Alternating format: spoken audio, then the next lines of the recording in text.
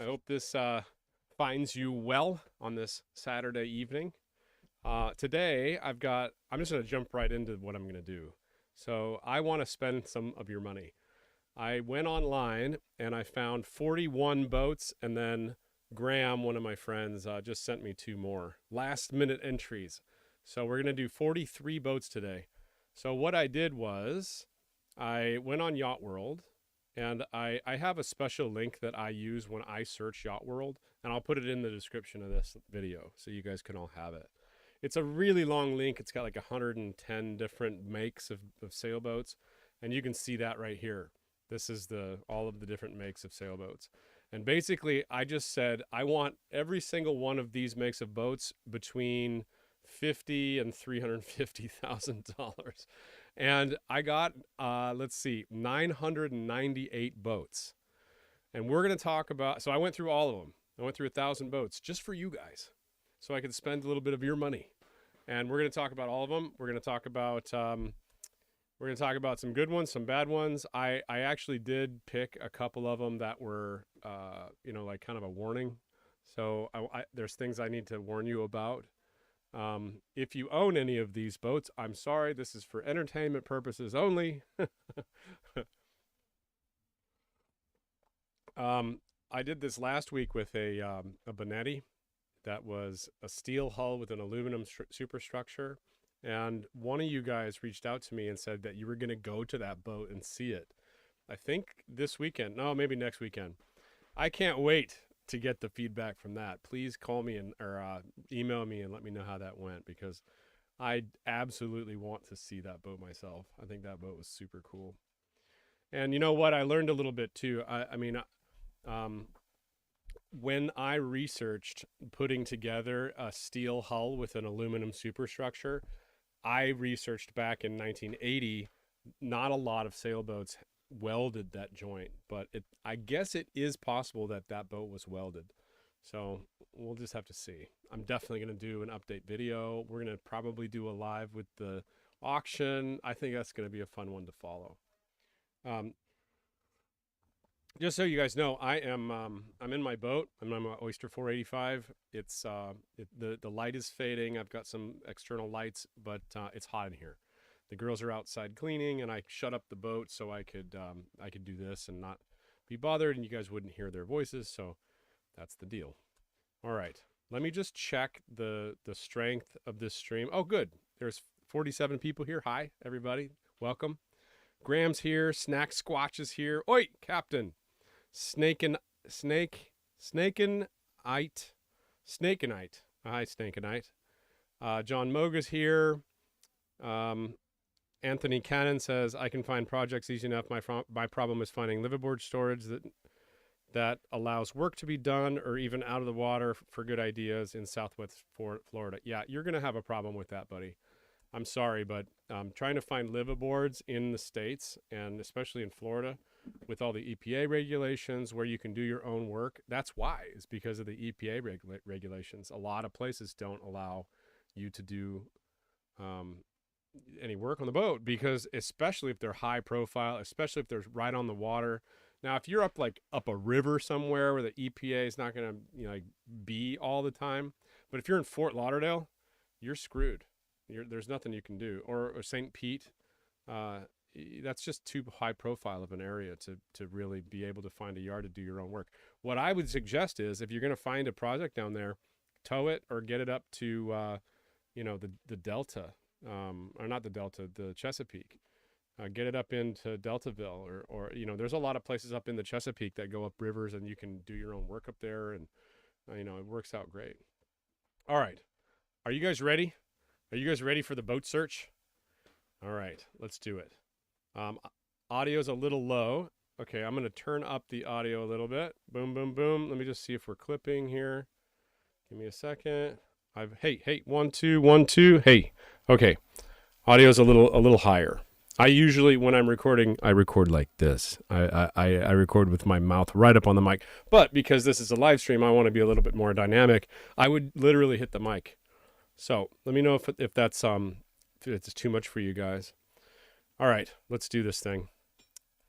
Boom, boom, boom, boom, boom, boom. transition over, and we're going to start looking at boats. So again, if you're just joining me, this is what we're doing today. I found 998 boats with my special little link here. By the way, I will put that link in the description of this video when it propagates. So when this live is over, it will automatically propagate. You guys can come back, view it, go down, and I'll put the link in the description. It's a really long, ridiculous link. It's got all of these makes in it. And basically, I just said, I want to see all the boats for sale right now between $50,000 and $350,000 that are all the makes that I like. This doesn't mean that they're all blue water makes, and this doesn't mean that this is all of them. This is my way to narrow it down for fun and to spend a little bit of your money. So as you can see, 50 to 350,000, length is blank, and all these different kinds of boats. And I got 998. I went through them all. There's 43 on this list that we're going to go through, okay? The first one, this is in no particular order. I just clicked on boats. Some of them are going to be warnings. Some of them are going to be really cool. Some are going to be whacked out weird ones that are maybe have a lot of potential, okay? First one is a production boat. It's a Moody 47 from 2004 for $232,000. I think that's a pretty decent price. I like these Moody's. By the way, I have not seen these boats yet, okay? I really like the setup with two lounge chairs like this. I really, really do like that. Hallberg-Rassy does that, and this is an option, I'm pretty sure. I like the fold-out table. I'm loving this boat so far. I don't like the taupe color, but, I mean, who cares? Color's easy to change. I like the curtains. I'm digging this boat. It's from 2004. Moody 47. The way they make Moody's now is they have more of like a pilot house feel. So, you know, when you walk in the boat, you're not really walking down into the boat anymore. And if you look up the new Moody's and you go to the boat show and you see them, you'll see that. But I like this boat. It's got teak decks, which this will be some of the last boats with teak decks. That they really don't build boats with teak anymore. And they're glued down. I don't see any screws here at all, which they shouldn't have any screws. Yeah, I really dig it.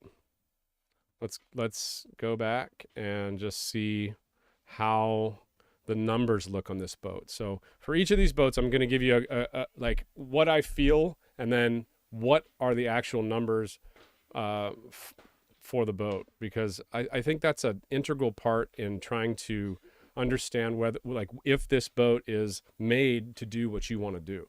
So first of all, we don't have a side view of this boat, Moody 47.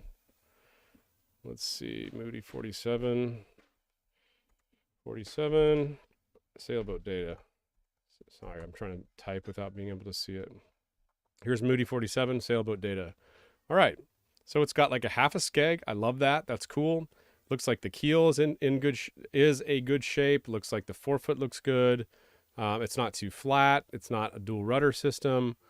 I'm digging this boat so far.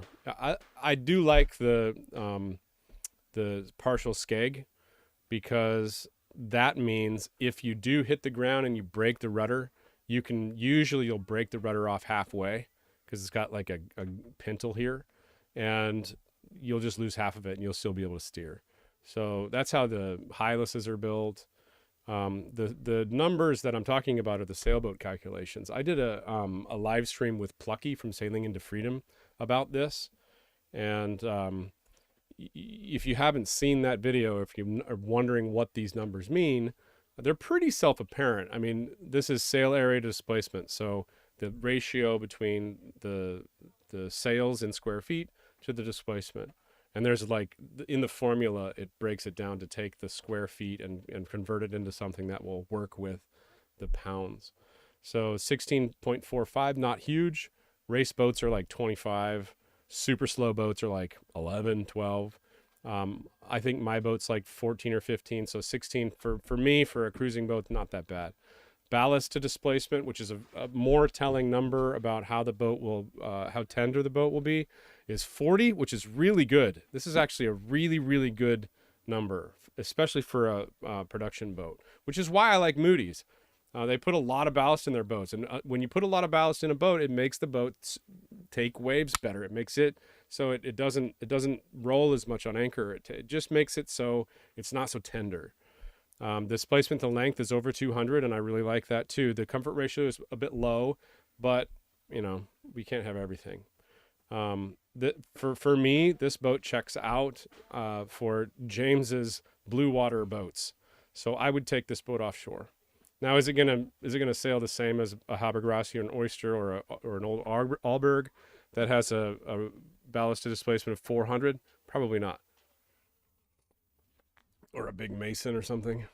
But I like this boat. Okay, next is, oh, that's funny. We went from one extreme to the other.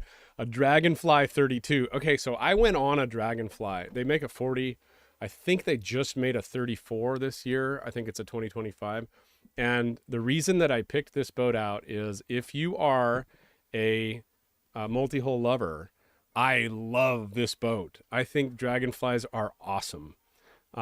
This is not really made for like super offshore open ocean craziness. Like you wouldn't probably want to take a Dragonfly from the Chesapeake to 40 degrees and ride the westerlies over to Gibraltar. But the way that they put these together, like you see this rigging right here, that's what's holding all of the stuff on. So when it does fold up, it folds up smaller so you can get it into the slip or get it hauled out. And then when it goes out, it's actually pretty stout. I was very impressed. It's like rigging on a mast, holding those amas on. Now, whenever you get into the multi-hull world, you get into these crazy rigs. Like, look at this rig, dude.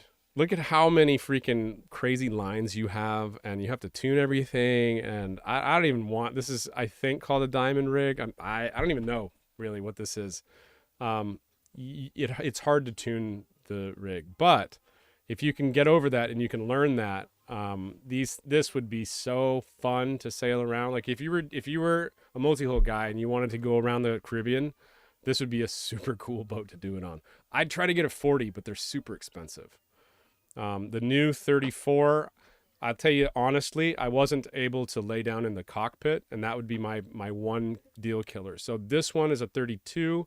I bet you that you can't lay down in the cockpit and sleep. So the reason I bring this boat up to you right now is just to kind of open your eyes on what's available and tell you that I've been on Dragonflies. They're super nice and cool, and I think they would be fun. Now, is it a blue water cruiser? No. Okay, another freaking monohull or multi-hull, a Neel 47 from 2023. Now, the reason I clicked on this one was to show you guys how cheap Neels are selling right now. It is insane. I saw like 5 of these in that 1,000 boats.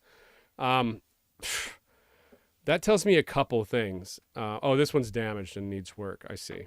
Partially submerged. Uh-oh. Maybe we can see that. Oh, it has no pictures. If it has no pictures, it's probably screwed.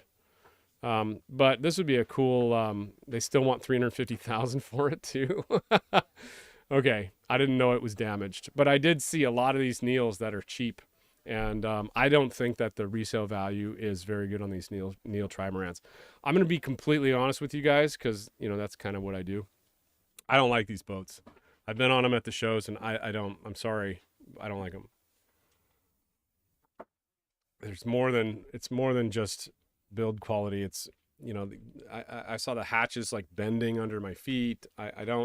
They're huge inside. Like you can get, I bet you this one has like 5 cabins, and the master cabin is up on the top in here with all the windows. And it's, when you look at it in the boat show, it is insane. It is such a cool boat. So cool looking, but the build is just not that great. I'm not a big fan, Neel.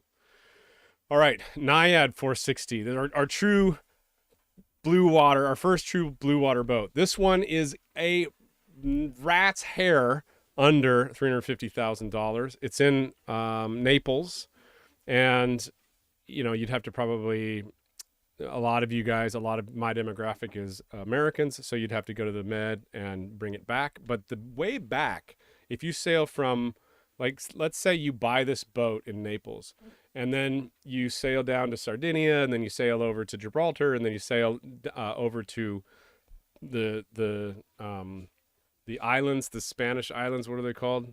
Oh, I have it on the tip of my tongue. You sail it to the islands there, and then you sail it down to Cabo Verde, and then you sail it over. That is such an easy sail. Like anybody could do that. There's a really famous book called Adrift where the guy got hit by a whale and ended up in his life raft, and he literally drifted across on that way from Capo Verde, from 3 days out of Capo Verde to Martinique or something, wherever he landed. And I tell people like a monkey could sail that trip. So that trip doesn't require you to buy a captain pay a captain to captain the boat for you. It'd be a pretty easy trip. So I wouldn't recommend like a brand new sailor do that. But if you know what you're doing, it's super easy trip. And these boats are awesome. They're hard to find in the States. So when you're looking at Naiads, ooh, look at that! Wow, big teak combing around the cockpit. Wow, beautiful. I love this boat. I hate the Dorads. I'm not a big fan of Dorads, but that's what they used to do. It's got a hydraulic backstay. It's a slightly fractional rig with a mast furler. That's fine with me. I wish this was a cutter. I can't see a staysail stay. It's got seats in the back. It's a 46 footer. It's got a big ladder in the back. That's like one big piece that's never going to break. That's how my boat is. And I like it. Yeah, I love this boat. I think it's great. You could put a hydrovane wind vane back here, like offset to the side right here. That would be great.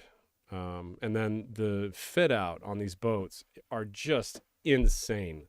Like Hallberg-Rassy, Najad, Malo, these are all Swedish-built boats, and I don't know if they have the same guy that does it all or they buy their wood from the same spot, but these are beautiful boats. This is beautiful, and so much different than an oyster would be, because the oyster has the settee pushed all the way out to the gunnels of the boat. Here you have a little bit of storage behind it. They make the interior a little bit smaller, which I kind of like. Like, I don't like it when a boat is total space inside and you can't, it makes it more dangerous. Really warm wood. Oh man, look at this bookend matched wood. It's just beautiful. These boats are super pretty. Super pretty. I love the wood interior. I'm not a huge fan of plastic boat interiors. I don't mind plastic on the outside, but I'm not a huge fan of really stale interiors on boats. This boat is beautiful. Yeah, definitely a contender at $350. And then you can always get them cheaper. Well, it looks like we have a drawing, but it's only the sails. Let's just see. Let's see. A Najad 460. We're going to go back to sailboat data, and we're going to say Najad 460. Najad 460, just to see what the numbers are and compare it to that Moody that we saw. Again, we don't have an out of the water view of how this bottom looks. I would really like to see that. That's something that I want to see on every single boat that I see. Hey, Anna, the baby's awake. Let's see, sailboat calculations here. It's got the same sail area to displacement that Moody did, and the ballast to displacement is actually a little lower than that Moody is at 34. Still very good though, 36. Anywhere between 35 and 40 is great. If it gets below 30, that's when the boat gets tender. The displacement to length is it's a way heavier boat for the same length. So this is 257. The last boat we saw was right over 200, and that makes the comfort ratio way higher. This thing will take a punch. You could probably sail this thing anywhere you wanted to. Okay, cool. So that's the Najad.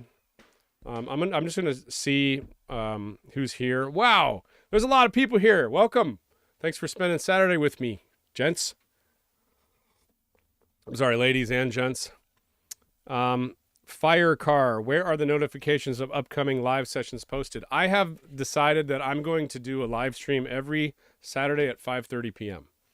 And then I'm going to put out a video every Tuesday or Monday.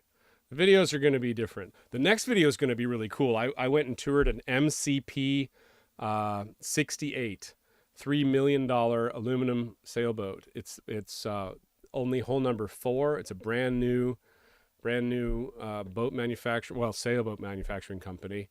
They build big, huge motor yachts, and it is one of the coolest boats I've ever seen in my life. I've got a very long, very cool tour by the owner and his wife, and then a little interview with them afterwards. It's going to be a nice one. It was my favorite boat at the Cannes Boat Show. I want one. If I had $3 million, I would buy one.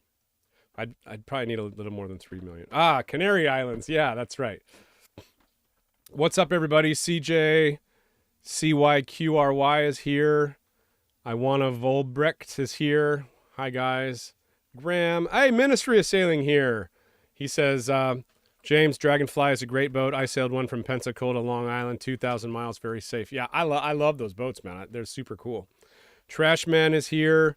Fabian is here. What's up, everybody? Okay, cool. So what I'm going to do is I'm going to go back to the boats because I've only been through 2. And there's 43 to get to, so we don't have time to mess around. Okay, next boat. Oh, this is one of the good ones. Hylas 46. I remember seeing this and saying, yeah, this is a good boat. This is a good price. In the Deltaville, if you guys are near Deltaville, go and see this boat and put your feet on this boat. There's a couple of things I don't like about it, and there's a couple of things I do. So Hylas, very famous brand. They were built in Taiwan for a long time. I think they were Taiwan at this point in '97. Correct me if I'm wrong. Sometimes I skew the places, but the thing about Hylas is Hylas boats don't use any teak on the outside a lot of the time. So they're very stale on the outside, which I kind of love because it makes maintenance super easy. Like these, the tow rail's not teak. It's the same as my boat. It's this aluminum extrusion with a bunch of holes in it. And, sorry, that's my little one. Hi, baby. I love you. This aluminum extrusion doesn't look as pretty as teak does for the tow rail, but what you get is you can tie on netting. You can tie on, you can have blocks. You can basically use the boat as it was intended. So much better than having a pretty teak tow rail.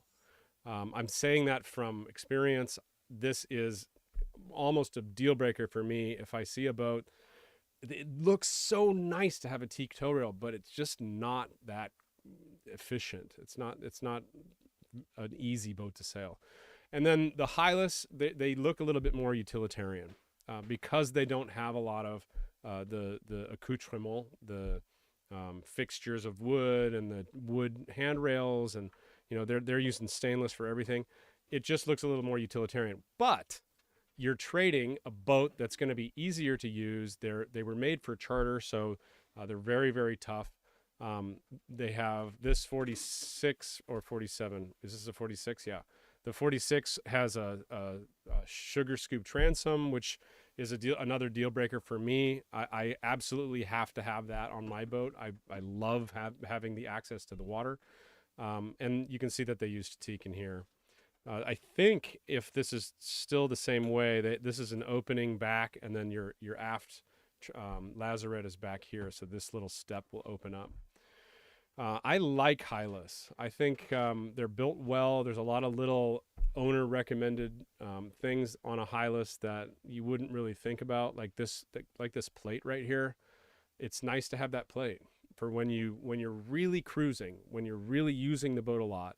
You're picking up like mud and bullshit and rocks and stuff, and when all that stuff falls on your boat, it ruins the teak. Like all of my teak that's right here where this plate is completely black.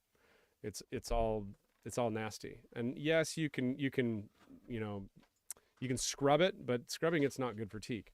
So anyway, more utilitarian. Also, the 46 is very pretty inside. So this is a center cockpit. It'll have an aft cabin. It'll have a big settee. You can use this one as a bed. It'll probably be a 3-cabin. I bet you this will be a 3-cabin. Well, this is a pretty one. A lot of these were owner fit out, so the owner got to pick the floor. And a lot of owners, I think mistakenly, go with these like solid wood floors. I don't like that. I'm more of a I'm more of a teak and holly kind of guy. I need some stripes in the floor. It just breaks up the wood. I love the wood interior. You see what I was talking about though? Like Hylas on the owner fit out, the owner decided not to put wood here. He said, I don't want to pay for it, or I like it white. It makes it a little bit more open, a little bit lighter inside. My preference is to have wood. I like having wood everywhere. It just makes it homey to me, like a Hans Christian or something. It doesn't look bad. It doesn't look bad. It looks like the whole thing's teak. Well, it looks like this table needs to be refinished. You can kind of see the seams, and they're lifting a little bit. Not a big deal. I mean, that happens on an older boat. And then you get a long galley. Yeah, this is what you'll get with an Oyster 485 or a Hallberg-Rassy 46. Big bed in the back. They have a whale motif on this boat. That's kind of cool. And then I see some water damage in the back. That's pretty normal. Like this is water damage right here.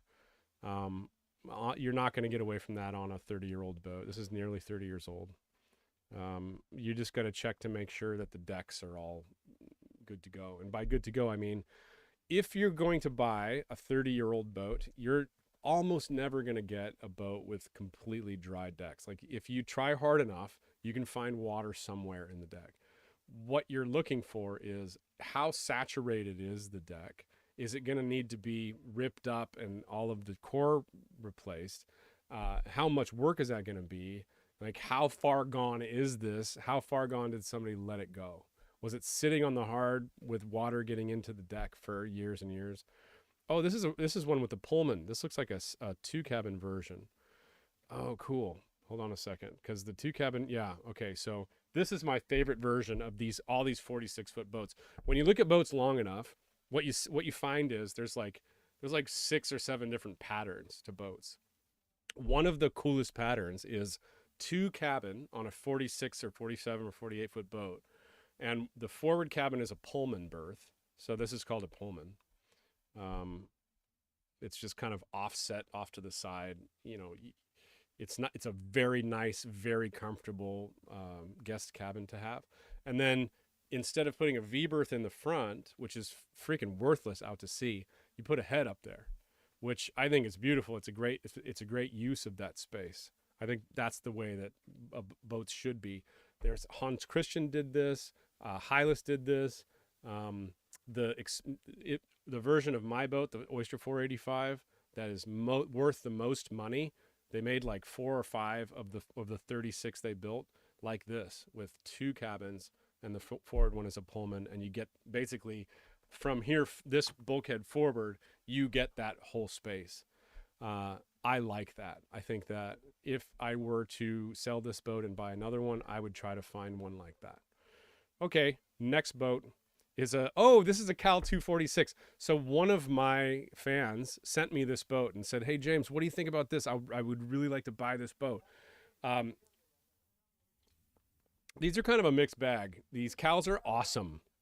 I had a buddy in Hawaii that had a Cal 40, and he would single hand this boat, no engine, into the slip, out of the slip, everywhere he went. I saw him do it. I mean, I saw him do it multiple times. Yes, he was a good sailor, but it says a lot about the boat. Like the boat just sails well. And these Cals, they're record holders. I think when they came out in the 60s, they won the transatlantic a bunch of times, and they were like the shit hot boat when 50 years ago. Are they now? Well, it's an old boat. These are horrible pictures, by the way.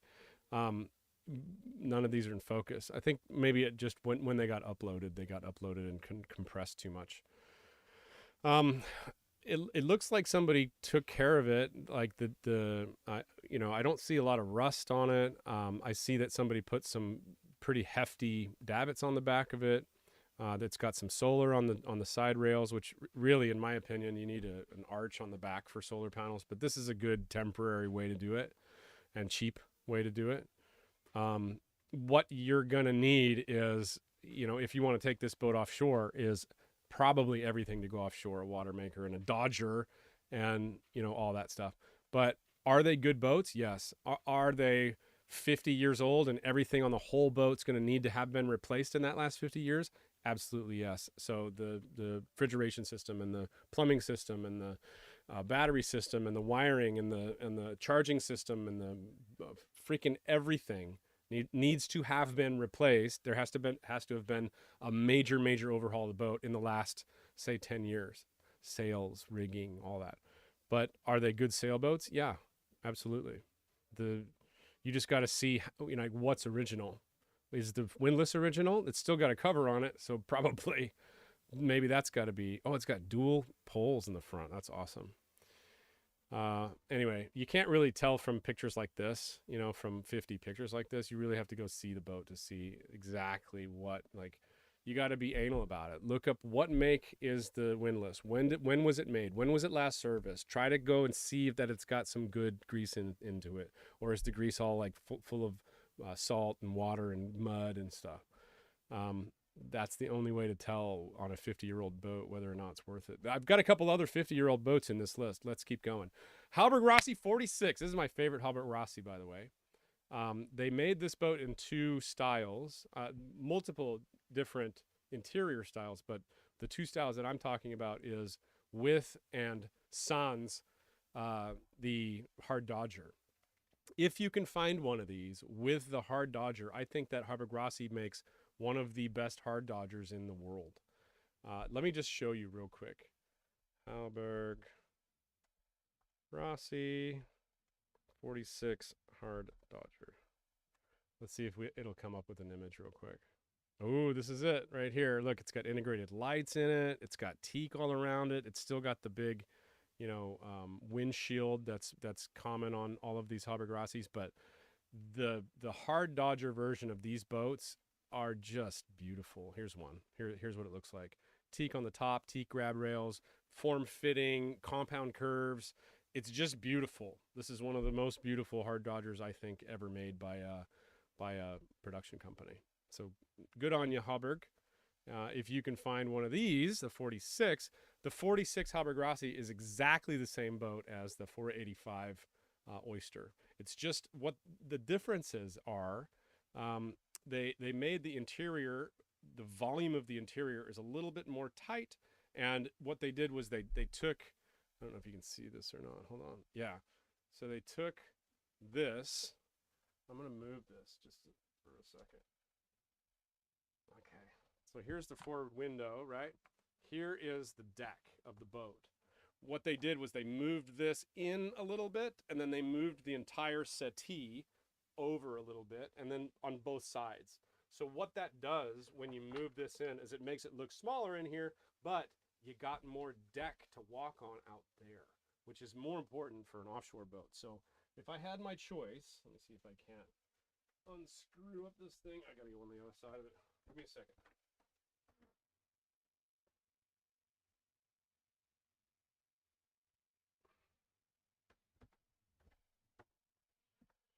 All right, we're back. A little bit shorter. So basically what, if I had the choice, if I had to choose between having a Hallberg-Rassy 46 and having an Oyster 485, I would choose the Hallberg-Rassy 46 with the hard dodger. Oyster didn't have a hard dodger option, and I think that is so important when you're going far.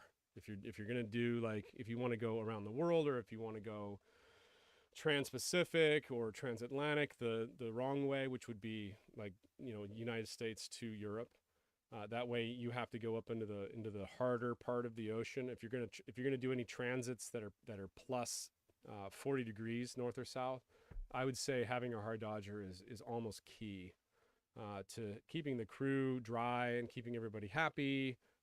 Especially if you're going to go down into 50, 60 degrees, Then you're going to need a heater, and you can easily take that hard dodger space and wall it off with some canvas and have the heat come into that space. It's a lot harder with the soft room. Okay? That's all I'm saying, people. That's all I'm saying. Did you guys all get the whole, side deck thing? The side decks are wider on this boat. Yeah, I love this boat. It's beautiful. Masthead rig, big jib. You can get cutters. They make a cutter, I think. Like I said before, with that Moody, I really like the double lounge system here. I think that would be super nice. With a light up here, you can read. You can, yeah, it would be nice. This is a nice boat. They're canted up a little bit, so when you're on a, let's see, a starboard tack, you're not falling out of this chair. Not cheap, not a cheap boat. These are $300,000. That's about what you'd pay for a Oyster 485 in the same vintage, though. I think they stopped making the Oyster in '99. I think. Don't quote me on that. Really love the floor. I love teak and holly floors. This one looks beautiful. Yeah, nice boat. It's got a sidewall against the bed. These boats also, they came in two different options for the rear cabin. You can either get a big standalone bed like this, or a lot of the time they split them into two slightly smaller beds, but still big enough for two people. And that is the ultimate boat would be a 46 with a split bed with a hard dodger. I don't even know if they made any. They probably did. But I like that split bed just because on either tack, you can go and lay down and just snuggle up against the hull of the boat, and super comfy. You can eat away the miles like that. Wow, it's got a washer and dryer in here. That's awesome. All right, next we have a Kelly Peterson 46. I have a funny story about this. I saw a guy here that pulled in with a Kelly Peterson 46, and the whole front of the boat right here. Let me see if I can get a better. No, this one doesn't have a lot of pictures. The whole front of the boat right here, right in front of the keel. So the keel comes down, let's say right in front of the mast. It starts coming down.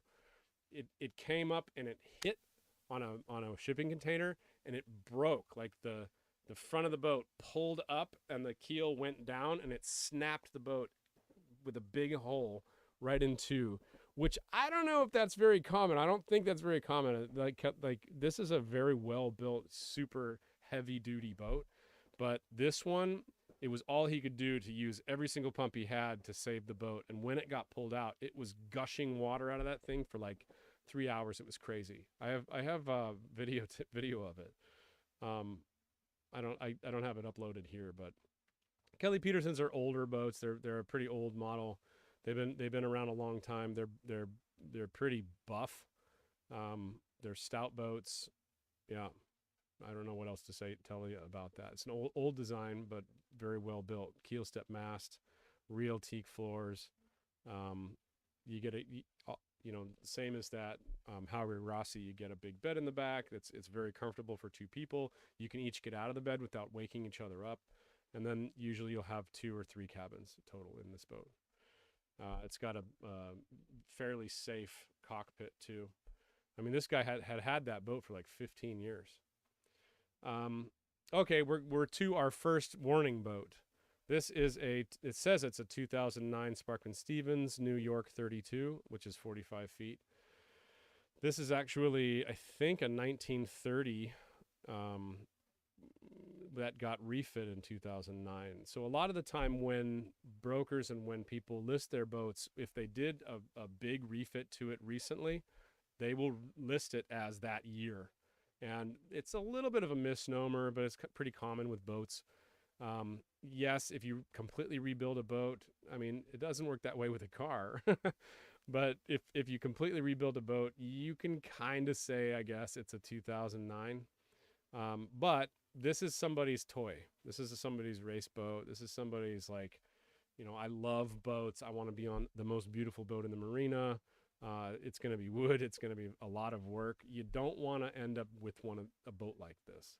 This is not for the cruising world. This is not for your adventurous types. This is more for I want to be able to day sail on the baddest boat in the marina. I want to restore and spend some time being the custodian of a boat that's nearly 100 years old. I really enjoy, the aesthetic of having something that has some history and some soul to it. If that's your thing, do it. But what I'm about and what I am a proponent for is cruising boats and boats that you can take offshore. And this one, I wouldn't say that this was the right choice to take. One, because, it's beautiful. You would totally screw it up. And two, it's just not really meant to do that. This is more of like the gentleman's racer. Okay. We have another Hallberg-Rassy. This one's a 43. Again, $313,000. So this is not cheap. This is in Malta. I love Malta. If you've never been to Malta, go to Malta. It's beautiful. Very similar to the 46. You can really see the decks right here. The boating manufacturing companies in, I think, like the turn of the century started putting the stanchions up on the cap rail. So if you can see here, the stanchions are up. They're not on the deck. They don't go through the deck anymore. They're up on the cap rail. And man, that made so much more space and so much more sense. You don't have, like, you're not kicking these fair leads for the lines, for the furlers and stuff like that. So much better. If you wouldn't notice that if you didn't know, and because I'm telling you now, but it's one of the things to look for with boats. How easy is it going to be for me to break my toes when something goes wrong and I need to run up front? My buddy Ryan Rayfield from Sail Libra just sent me a really cool story about the last storm they went through out to sea. And they had a big paddleboard that they were bringing down to St. John's for a friend, and it caught a wave and it snapped. And then there was some propane also tied up there. And it broke away the propane, and they had to go up there in 60 knots of wind. And this was Chesapeake to Bermuda, so it can happen to you.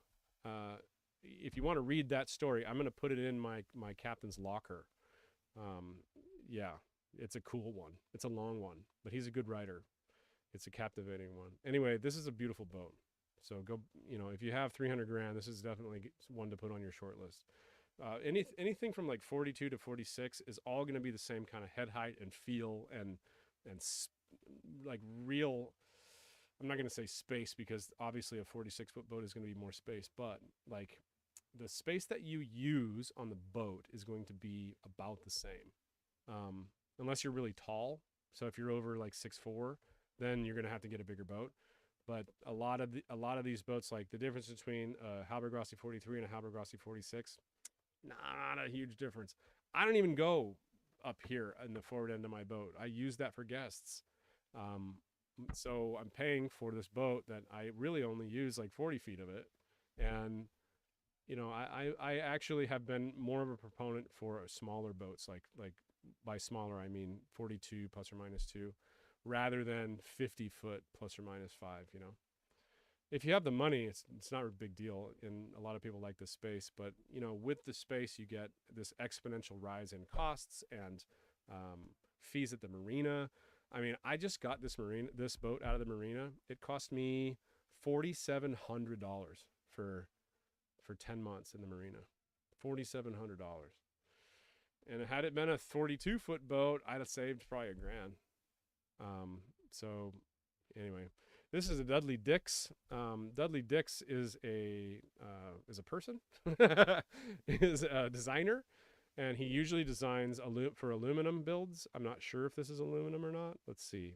It says it's based on Dudley Dix design. It was professionally built in England by Routaway Marine Shipyards. Okay, so when you go to look for a custom boat, you need to look at the shipyard that built it. So Dudley Dix is not a shipyard. He's a naval architect. When you look into a boat that was built from plans from a naval architect, you need to pay special attention to the yard, and you need to do all of your due diligence to see where that boat was built, how it was built, what else they have built, what are some reviews on that yard, what are some other boats and their problems that they had. Like, do go super, super anal on the yard because, I've seen boats that I just delivered a looping 50 that was built by a company that builds like 18-foot catamarans. And somebody just said, "Hey, can you build this?" And they're like, "Yeah, if you pay us enough money." Well, you don't really want that to be your boat. Their foray into giant 50-foot boat building and their learning experience. You know how whenever you do something, the second time is a lot easier and you learn a lot from the first time. You don't want to buy that first time, okay? But these are very good boats. There's some of these are, I've seen some of these Dudley Dix boats that are bad ass, just, made to go around the world. So I don't know anything about this yard, but you'd have to do your due diligence there. And then whenever you get a custom design, you get a lot of like little weird things. You're going to need to probably have people custom make a lot of the parts if they go bad. That's the trade-off. But in trade, oh, that's cool. It's all a flush deck. Kind of cool and kind of not cool. If you get pooped, all that water's coming right in the cockpit. This kind of looks like that. Oh, this is cool. Wow. It's a very, very much a raised deck salon boat. I like it. This is how they're building boats now. There's a new bluewater 50 that's coming out pretty soon. It's going to be just like this, where you walk in from the cockpit and you just step down like 18 inches and that's your hold settee. Instead of having to go down huge stairs like this boat, a lot of the boat manufacturers, Moody and Bluewater and obviously Dudley, are making these raised deck saloons, so you're kind of living up on the top. I like them. I think it's great as long as the hull shape is good. And then you have a galley down. Not a huge fan of that bed situation. I would have made a bed that two people could live in, and one person could go to the bathroom and get back. That's the problem with when you have a thwartships bed. This is called a thwartships because the sides of the boat are on either side. It's going with thwartships. You have to crawl over the other person to get out. And that's okay for guests. That's not okay for me in my sleeping. So that would be a deal killer for me. And then this I think is this is the V-berth that we're looking at here. The V-berth is pretty much worthless. My girlfriend calls it the habitación de terror. Let me go back and I'm going to answer a couple of your comments. How far are we here? Oh, we're already 45 minutes into this thing, huh? You guys having fun? Are you ready to spend some money? All right. Planet says, that's it for me. See you later. Bye, buddy. Mr. Bill Zealbud says, that's fine for me. Judd's here. He says, what happened to your sound? It became very low. Uh-oh. Let me see. Let me make sure. Oh, I might have bumped it. Hold on a second. I'm glad that oh yeah, you're right. Hey, 1, 2, 1. Hey. Okay, that's better. Sorry about that. I'll get the mic a little closer to my body too here. I'm not very good at this, if I haven't told you that before. I like doing it though. All right, there we go. Now you guys can hear me better. Thank you. Try refreshing planet. Need to bump the audio up, but there is audio here. Okay, I got the audio back. Much better. Okay, cool. Let's see. Peter's Blue Water Fun is here. CQRY is still here. What's up, dude? 4K Pie Man dropping frames, but audio is consistent. Yeah, I had a problem with my Starlink being poached, and I put a password on it, and now it's a lot better. But yeah, if I'm dropping frames, it's just because I'm in a marina. There's a lot of people here. There's a lot of boats. There's a lot of stuff going on. I don't get a very clear view of the sky here. My bad. I'll be out in a couple days. We're fitting in a new, what is it called? A generator. So let me go back to the transition. We'll go back to the boats. We're done with this Dudley Dix. Ooh, that's a weird engine. Is it a Yanmar? 16 valve, overhead valve, Yanmar with a turbo on it. I don't really love turbos on sailboats. I know that they're necessary for more torque, but in my opinion, you should just get a bigger diesel and leave the turbo off of it. The turbo ends up, in my opinion, my buddy's getting his rebuilt right now in Panama. It just, if you get any problems with the boat, or you get any seawater in the thing, it screws up the turbo, and they seem like they're the first to go. All right, next is a 2007 Knysna. That's how you pronounce this. 440. These are bad mofo boats, man. I'm not a big proponent of catamarans. I mean, I think you guys probably know if you've read my book or if you've watched any of my shows. I have had a bad situation, and I have a little PTSD from cats. That said, I still do probably 3,000 or 4,000 miles a year on cats as deliveries, and I enjoy sailing them. And these are really nice. These early ones. I'm not sure when Knysna started, but I know that the early ones were Eric LaRouge. I'm not sure if they're still Eric LaRouge designed, but Eric LaRouge is one of my favorite designers.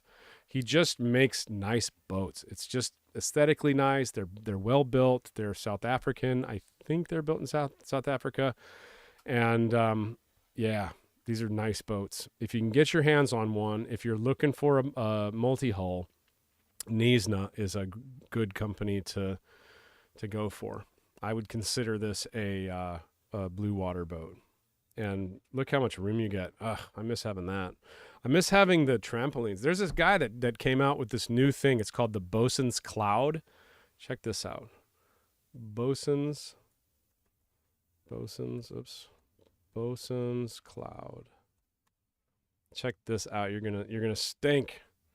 It's a bed that hangs from the front of a monohull boat. So you put it on a halyard and it hangs, and you tie it all off, and it makes the front of your boat into a bed. I mean, that's as close as you're going to get it to a catamaran trampoline on a monohull. So I'm super excited to get one of these. I think I'm going to get mine in February, and I'll let you guys know how that works. But yeah, having the trampolines on the multi-hull, like this area up here, is just the best. It's the best place to hang out. It's the best place when you're having parties on the boat. You're always the party boat in the marina or in the anchorage, and everybody's hanging out on your trampolines. And they're super strong. You can feel like 10 people on each side, you know? Yeah, I like this boat. Well made. Anyway, Eric LaRouge, he makes some really cool custom designs too. A lot of them have a curved bow beam. It's kind of his signature thing. And they're bad mofo boats. Okay, here we go. Here's another warning boat. This is a 47-foot Gulfstar. Gulfstars were made for the charter trade. They came up kind of around the time Hylas did, and they went away. They're not my favorite boat. I'm sorry if you own this, but you can get into it cheap. Like $100,000 for a 47-foot boat is pretty cheap. It looks like somebody takes care of this one too. But my problem is this looks like a covered wagon. It's the windows are way too big for my taste. I don't really love that. Like it just seems like they would be easy to break. But it does have a skeg. It's got a very tough keel. It's a nice boat. It's got a very old style interior. But Gulfstars and me, I am not a fan. All right. Does that mean they're bad boats? No. It just means James doesn't like them. And also, it's kind of a telltale whenever you get a full-size refrigerator like this, unless you have a really big boat or a really lot of money, that's kind of a telltale for, not a blue water boat. I would say that boat would need a lot of work and money to make it into something you could sail around the world. This one, however, Pacific Seacraft Crelock 44, different story. The problem with Seacraft, Pacific Seacraft are they're double enders. So you don't have the access to the water, and you're effectively like more than halving your interior volume in the aft end of your boat, which is usually in a cruising boat where you put all your crap. So like, for instance, we have a huge locker in the back of our boat. I have 2 tanks of gas, 2 tanks of water, 1 tank of diesel, 2 paddle boards, and a floaty thing for my 2-year-old, like a big, huge drop stitched floaty thing that I pump up. 2 pumps, kiteboarding pumps, and a shower. Okay, you can't put all that crap back here because there's not enough room. You probably have enough room for like a very small locker for your gas tanks, for very small gas tanks. And by the way, that was just my aft lazarette. On my side lazarettes, I have more stuff, and one of the side lazarettes has 2 15-pound propane tanks. This boat, there was no freaking way you'd be able to carry all that crap. You'd have all your tanks on the front.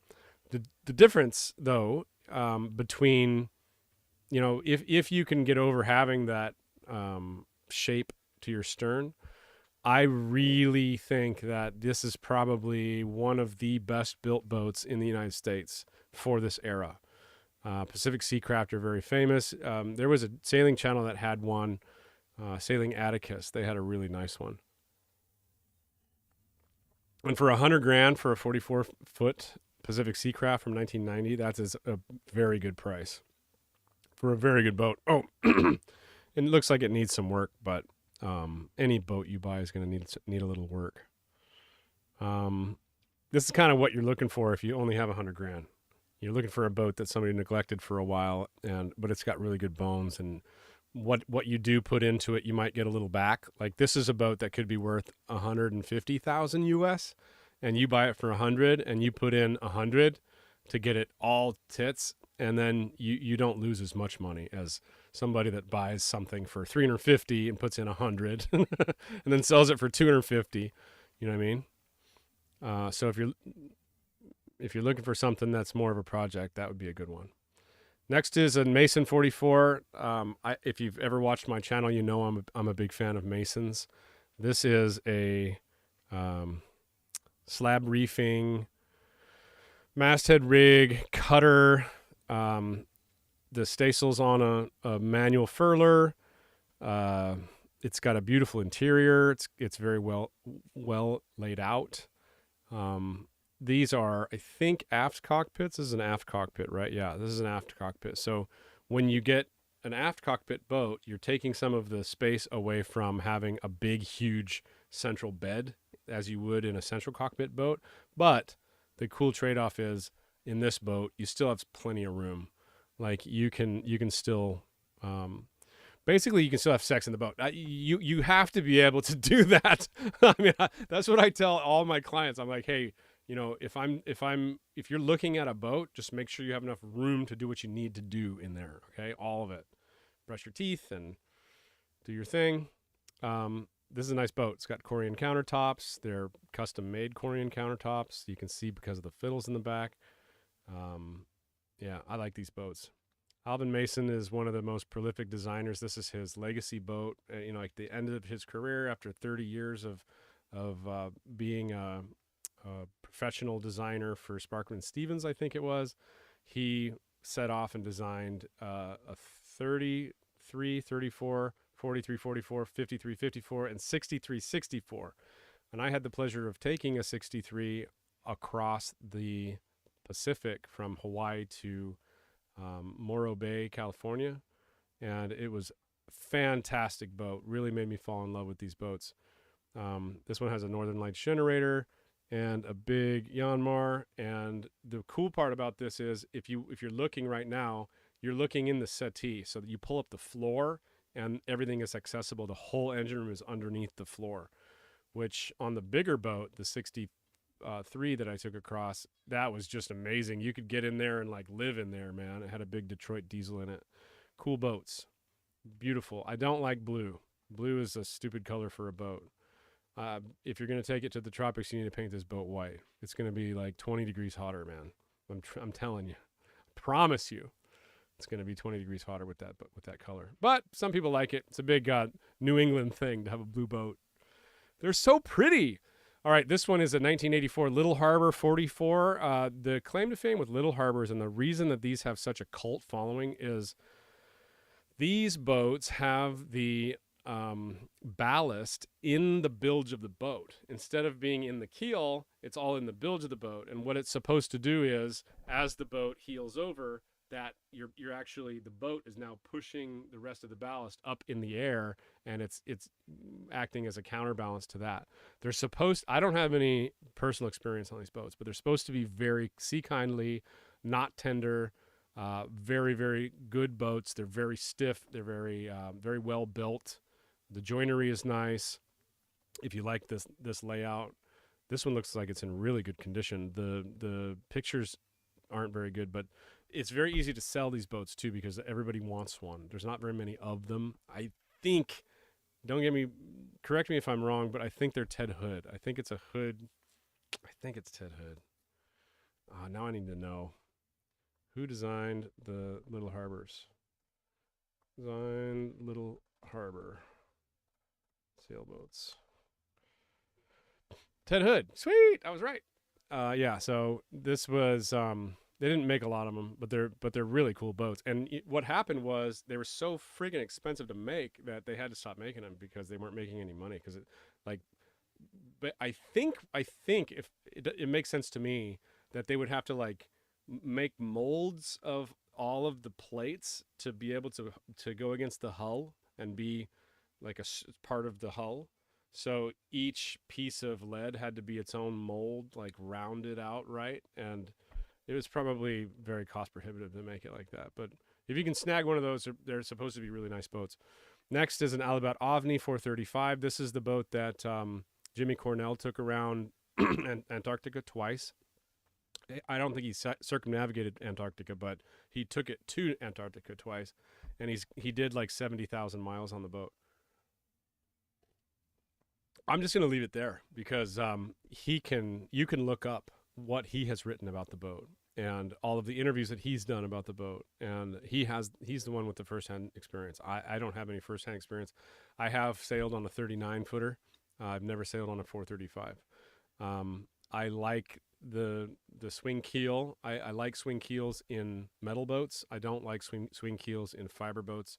I've seen a couple of swing keels in fiber boats where they knocked on anchor, like it wore, like the knuckle wore, or the bushing, and the thing, it's like impossible to stop this thing from knocking around. So either they would take them off and glass over that, or which just completely destroys the whole physics of the boat, or it's a real pain in the butt to like take it off and fix it. Actually, I'm going to do a podcast with Ryan from Sail Libra. He had his rebuilt. He's got a Ted Hood 60-foot with 2 centerboards. Well, I guess they come down like this, but one of them broke off, and he's been sailing around for like 2 years without a centerboard. He just got it rebuilt. I want to talk to him about how he did that. Apparently, it cost him $80,000.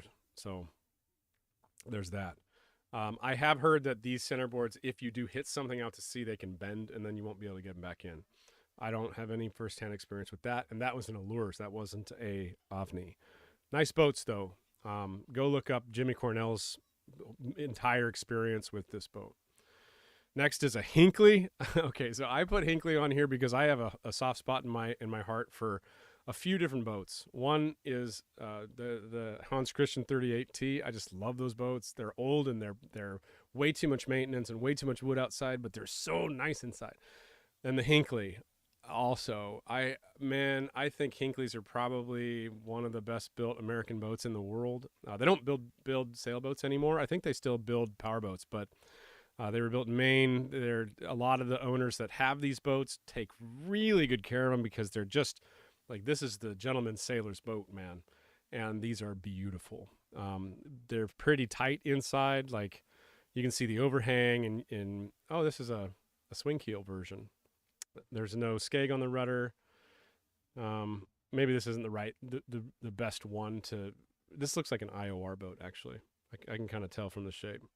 But anyway, these boats, they're just so beautiful and so nice. And a lot of the time, like I said, owners take really good care of them. And if you can find one, you can just set foot on it. Go. It's worth a look.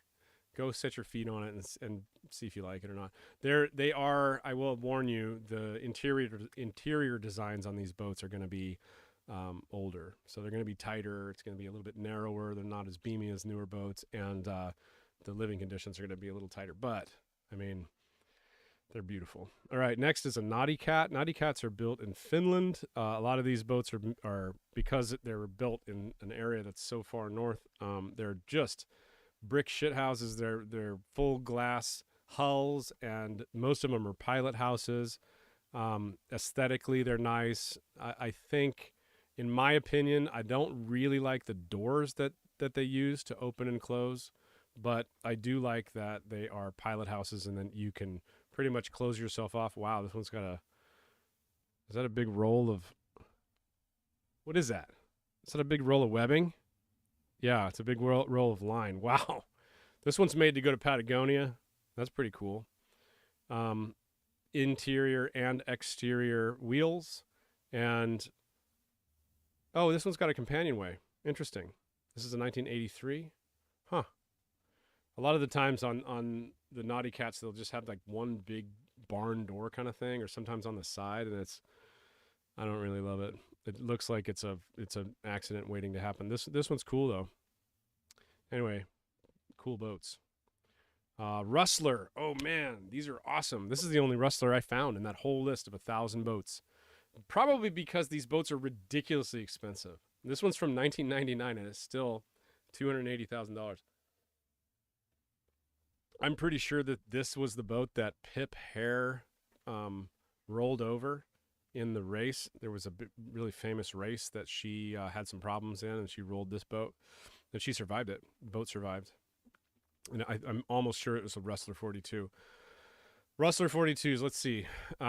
What I know about Rustler as a company is that Rustler uses hardwoods instead of plywood. So like normally like this bulkhead is actually fiberglass because it's structural, but all the other pieces of this boat, like there's a locker here, and there's like for instance this is going to be a piece of a piece of plywood with veneer over it. So it's got veneer here, it's got veneer here, and what you're seeing as teak is not actually teak. It's a piece of plywood with teak veneer. I have heard that on Rustler they use almost solely hardwood, which is freaking crazy, and it would explain why they're so damned expensive. But apparently the fit out on these boats is just amazing. I've never sailed on one, but I do know that these I really want to get on one. If you have a Rustler and you would like some crew for a little trip, I'd like to put some miles on a Rustler. I think that this boat would sail really well. They're all full keel boats, so like, oh, you can't see it from here. But if you see these boats out of the water, they're intense boats. They're built for the open ocean, right? You're not going to get a big old standalone owner's cabin on this boat. Cool boat. I wonder if they got a picture of it. Oh, look at that cockpit. Beautiful. Beautiful with the teak combing. Beautiful. Yeah, I like this boat. Nice boat. Let's see if they have a picture of it out. Oh, this one's not full keel. Wow. I thought they all were full keel. This looks like a modified keel. Wow. Yeah, learned something. Next is a Super Marramu. I mean, this boat kind of explains itself. This is the Delos boat. It's beautiful. I got a buddy right here with one that he just got hit by lightning. Poor guy. Fried all of his stuff. We just put a new radar on his mizzen mast today. Yeah, great boat. It's got a hard dodger. You can fold down, a lot of the time that you can fold down this part of the dodger so you get at least a little bit of airflow. I will say it's a lot more stuffy in his cockpit than it is in mine because I can fold down my dodger, which is one of the trade-offs that you have to make when you're choosing a boat. Do I want that full dodger or not? But I bet you his stays a lot drier when he's out to sea offshore in some crappy weather. Cool thing about these boats is they're very big. They're 54 feet long, and they have this big flat area back here that you can use to do yoga. You can use to you can put cushions on it, obviously, and that's nice to have. It's a nice space to have on a sailboat. You end up using that a lot, like in the tropics and stuff. Wow. It's got a LaFrance. I think that's a Falcon windlass. That's a beautiful windlass. Those things are not cheap. $7,000 windlass or something. Anyway, I'm not going to spend too much time on the Amel Super Marramu. This one, this Vanderant stainless steel cutter has been for sale forever, dude. This thing is supposed to be 100% stainless steel, which is crazy. A stainless steel boat. I still don't know much about this thing. I just know that I've seen this boat for sale for at least 2 years. So somebody go buy this thing. Look how thick the freaking teak is on this thing. Wow. Wow. That's really thick. This might be the deal of a century. It might be a wreck. I don't know. But a stainless steel boat sounds really cool to me. I don't even know what you'd have to do to keep the galvanic corrosion off. I mean, it's got to be. I recently had a galvanic corrosion problem on my engine really quickly. Because this is very common on sailboats. I'm going to take the screen back and show you. So if you guys, it's very common to change out the mixing elbow to a stainless steel mixing elbow on a sailboat. If you do that, you have to make sure that you are rigorously changing your zincs, because that stainless steel mixing elbow will now start to eat at the exhaust manifold. And that's what happened to me. It started eating through the exhaust manifold because I let the zincs go too long, and the zinc went away because I'm in really, really, really salty water, and I didn't really account for that. So instead of every year, I should have been changing the zincs like every 6 months. Anyway, I probably let it go longer than that, to be completely honest. But it started eating away at the cast metal, and that cast iron is very hard to find and get. So basically, I had to have a welder take the thing off. I had to have a welder fill all of the cast iron and then put it in a planer. That means all the bolts had to come out. Put it in a planer, have it drilled and tapped again, new bolts, and then put it all together. It was not an easy job. It took like a week to get that back. And I will never again let the zincs go that long. What I would suggest is, if you're going to put a mixing elbow in your boat, a lot of the time they have a space for a sensor. If you don't have a sensor, put a big fat zinc in there right at the elbow. So because not only do you have the galvanic erosion, but you actually, the exhaust mixing with seawater causes some sulfuric acid too. So you're getting like the acidic erosion mixed with the galvanic erosion. And I'll tell you, it did a number on my boat. Anyway, you would have a whole learning curve with this thing, stainless steel cutter. Here's a Hylas 51 from 1990. I picked this boat out just because it was really cheap, $139,000 in Grenada. Maybe it's hurricane damaged from that hurricane that hit them. Maybe not. I don't know. Let's read a little bit about it. 4 knots. 4 knots. That's a horrible. That's the name of the boat? 4 knots? Oh, God. It better have a story, because I don't like that name. Is a true sailing vessel. She is fast and exceptionally well behaved under sail, as well as stable and comfortable. Okay. She's outfitted to cruise around the world. 76 horsepower Yanmar.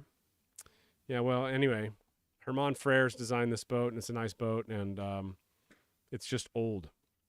So you're going to have to make sure your job when you go to find, a boat this old is how much is it going to cost to replace and repair all of the crap that hasn't been done yet, that's been pushed off. Because, like I said, with a 30 or 40-year-old boat, pretty much every system needs to have been replaced at some point. All right, Trintella. If you guys haven't, I don't have very many boats left. I think there's only 1, 2, 3, 4, 5, 6, 7 boats left, okay? So if you guys want to stick with me, Trintillas are really cool. The reason I put this here was not because this specific model is awesome. I think that this make is awesome. A lot of the Trintella boats have a solid glass deck. Not every one of them do, but if you can find a boat, the best thing to have would be a solid glass hull and a solid glass deck. That means that there's no chance ever of having any kind of water intrusion. It would also make the boat ridiculously expensive to build and very heavy. That's why they put composite on the deck of sailboats. Now, the best composite material would be Arex foam, and a lot of these Trintillas used foam on the decks as well. So if you can find a solid glass hull with an Eric's foam or a Divinicel foam deck, that means that later on in life, especially if you're buying an older boat, you're not going to have problems with the deck seeping in. Even if water does get through, it's not going to go into the foam. And I'm pretty sure a lot of these boats had that. The deck looks really nice on this boat. Looks like it's glued down. Big old huge wheel. I kind of like that. Yeah, you'd have to do your own due diligence on this thing, but it's 27 years old. Oh, it doesn't have a skeg. That's too bad. And it's a short keel. Looks like a short keel. What's the draft on this thing? Let's see. I don't like short keel boats. I think that they don't sail as well as long keel boats. I understand that some people are looking for them because they want to be in the Chesapeake. 6.2 feet on a 52-foot boat. Yeah, that's a shoal keel. I think it's okay. You're going to be fine. I've taken my 7.2 foot keel through the Bahamas and through the Sound Blast Islands, and you just got to pay attention. And you got to buy a boat that has a keel stub that's made to take a grounding. That way, when you do ground the boat, it's not going to break anything. All right. I put this one on here, this Colvin Schooner Brigantine, as a warning. Don't buy this boat. I know the owner of this boat. This is One World. It's in Panama. I love the couple. I love the girls that own this boat. I think that this is a huge project for somebody. I know for a fact that they have at least $200,000 in this boat. But when this is the problem with the steel boat, when you buy a steel boat, rust never sleeps, and everything needs painted all the time. They were constantly chipping paint and redoing it, but they did a lot of work on this boat, and it's a cool one. It's called One World. It's very famous. They did charters in Sound Blast for years and years and years, and yeah, I ended up rafting with this boat, my catamaran, and then like a custom made 60-foot wooden handmade catamaran. We were firing off flares and oh dude, it was so cool. This was like 2018 for the New Year's of 2018, I think. Yeah, One World's for sale. Girls, if you're watching this, I'm sorry you had to sell your boat. We're gonna skip the Koopmans. Nice boat. Hallberg-Rassy 49 we talked about. Contest. These are nice boats. This is a really nice version of 46, the Contest 46, that's actually a 49, which is the same thing as the Oyster 485 that's actually built as a 461. I really like the fit out on this boat. I don't see any water damage at all. It's from 1989 too. Wow. This is a nice boat. Yeah. This is kind of a cool mix of like the old school and the new school, and it looks like this boat hasn't been sailed offshore much. So that can be a blessing in disguise. A lot of the time when you look at a boat and it's got a perfect interior and the exterior is a little crappy, it means the boat wasn't used much. It means as soon as you take this thing offshore, everything's going to leak. You got to rebed every single penetration, every single hatch, every single freaking bolt. Yeah. This could be a big nightmare, or it could be nice. Oh, it looks like it's a screwed in deck too. So that's even worse.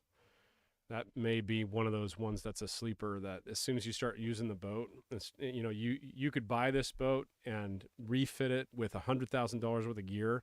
And as soon as you take it offshore, it just starts pissing water all through the boat. You can't even tell where it's coming from because it's coming down this little hole, and then it's going down here, and it's going down through a crack in the fiberglass, and it's coming down through the wall. And you're like, what? There's nothing above this wall. How is it? There's water coming here. And that's what it's from. It's from the deck. So screwed on deck kind of kills that one. All right, second to last boat, the Colin Archer Bronzeveen 1500. I did look at this boat because it's such an unusual one. It looks like it's a pilot house. It looks like it's steel. You can kind of tell from the ribs on the side. It looks almost like a fishing boat that somebody put a catch rig on. But look at the interior in this thing, and look at actually the exterior too. This is a really nice boat. This is a really nice, well-built, like offshore, round-the-world boat. This thing is bad. Wait till you see the inside. I like it. Bad, I mean good. Like, look at this thing. It's just awesome. I'd make this fold down into a bed if it doesn't fold down into a bed. But look at this boat, man. Oh, beautiful. Beautiful. I love it. It's even got an electric range. That's funny. Don't really love that, but bunk beds in the front. Looks like a Pullman on the side in the front. Oh, and it doesn't have a rear berth, so that's it. So you got 2 bunk beds and a little Pullman. I don't love that. I think that would be a little bit uncomfortable. So there's the master in the front. Cool liverboard, but I don't know if I would take that one real far offshore. Here's another Hinckley. This is a 48-foot version. Full keel, beautiful boat. Nice overhang, pretty. This one looks like it, I don't know. I can't tell. I can't tell what's going on with it. I don't like the gray color. I'll tell you what, this is going to be hot in the tropics. Whoever painted this gray did it. I don't like anything but white on a boat on the top. There's another Hinckley. How many Hinckley's did I put on this thing? Oh, here we go. Hans Christian 38T. This is why I love these boats, and then we'll get off of here, okay? I'm done bullshitting. I think that this is ridiculous amount of teak to have in your cockpit. It's if you're going to take this thing to the tropics, it's just going to be totally too much work. But look at this binnacle. It's just wow, that's a fisheye lens right there, huh? It's just a beautiful, beautiful boat. Probably if you can't lay down and sleep in this cockpit, that's a deal breaker for me. But look at the interior. So that this boat has a Pullman right here in the back, and then you have a single berth right here in the back.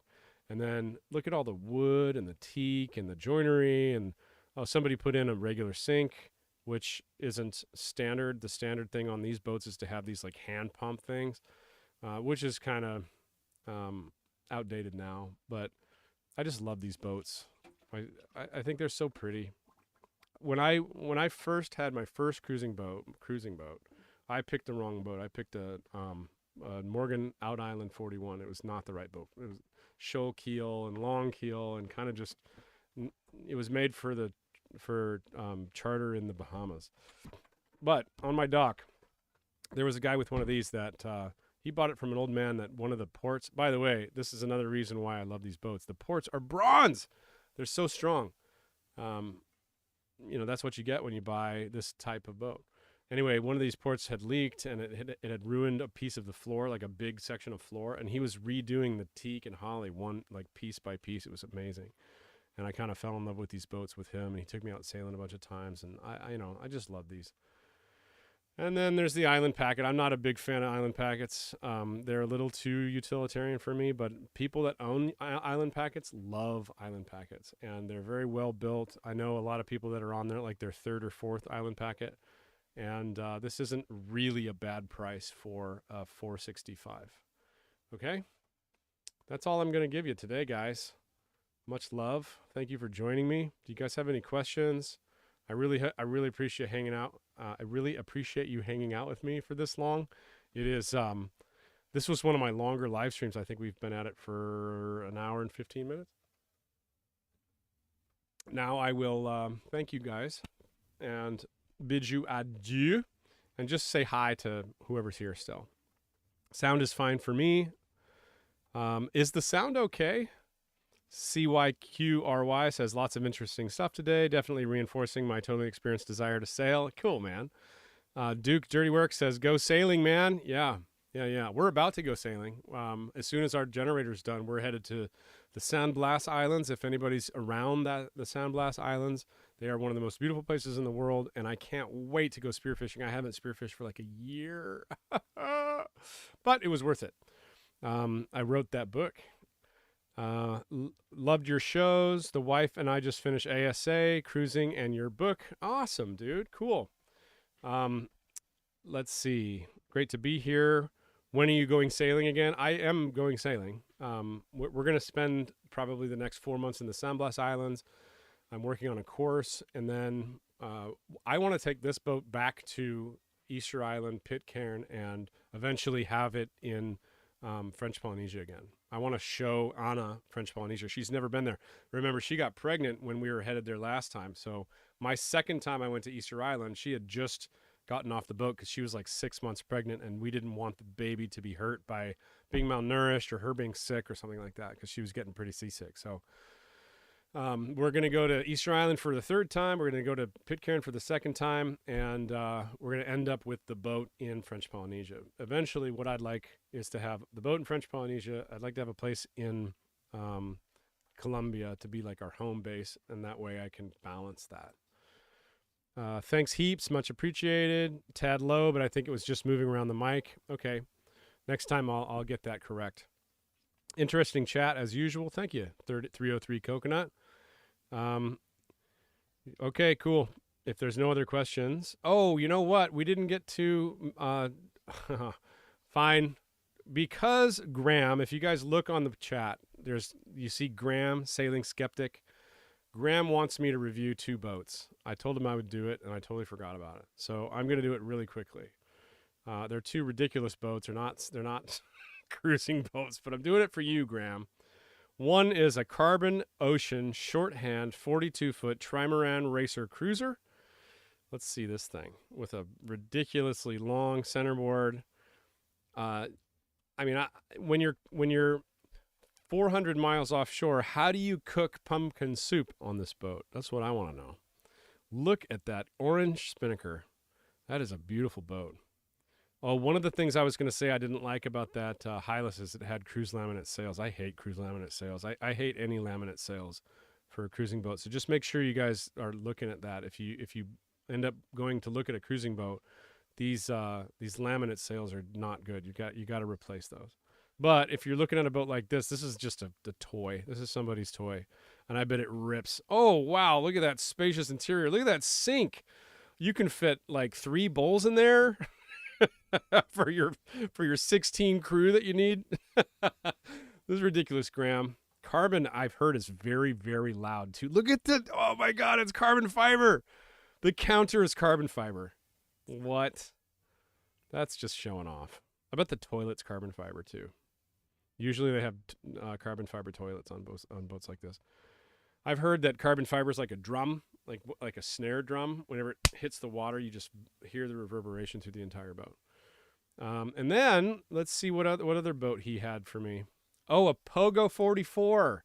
That's a great cruising boat. I met a guy that was sailing around the world on a Pogo 35. I think you're absolutely insane if you try to do that. This thing has a very flat bottom, dual rudders. It's like everything I hate about the way that the sailing world is absorbing the racing world. These boats rip. I would love to get on one and go sailing on one, but look at the bottom of that boat. It has no forefoot at all. Plumb bow, 0 forefoot. That thing is going to pound like hell upwind. I mean, it won't even go upwind. It probably won't even go upwind. You probably just want to keep going downwind. Just never go back to the place you were. But as far as like fun, look at this. Look at this thing. It's a rocket ship. How much are these things? $550,000? Holy schmoly, dude. I bet you this is the only one in Annapolis too. Wow. Cool boat. Not my cup of tea. Okay? Are you happy? Are you happy, Graham? Love you, man. Thank you so much for always being there for me. Graham runs my WhatsApp group, which you can get into. All paying patrons of mine have access to our WhatsApp group. We have weekly Zoom calls, and you can have, I put like daily messages up there. A lot of those people have turned into my friends, you know. It's been so many years with the same people and, you know, dealing with those wackos that, you know, I have to tell people they're my friends or they'll probably stalk me and kill me or something.